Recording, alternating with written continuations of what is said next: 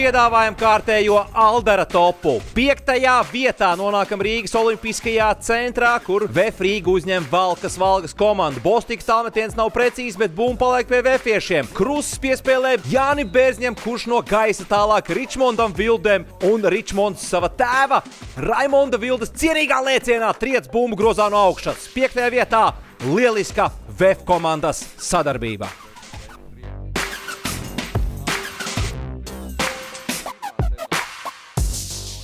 4. vietā nonākam 2. mačā sērijā starp Liepāju un Jūrmalu. Pirmās ceturdaļas beigās augstsnīgais Toms Leimanis gandrīz pazaudē bumbu, bet tomēr līdz ar pirmās ceturdaļas beigu signālu raida bumbu laimīgi grozā. Liepāja veiksmīgs metiens un veiksmīga visa sērija. Uzvar ar 3-0 un vieta pusfinālā. 3. vietā atkal nonākajam Olimpiskajā sporta centrā Rīgā. VF uzbrukums pret Valga. Bumba pie Joshua Bostika.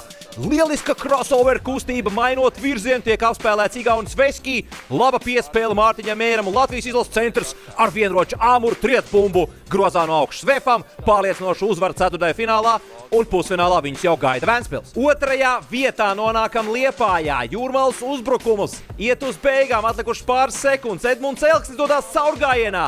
Tūlīt būs 2 viegli punkti, bet palīgā Jānim Antropam steidz pēdējā laika regulārais topa dalībnieks Klāvs Čavars. Skatāmies atkārtojumā. Edmunds Elksnis apspēlē Jāni Antropu.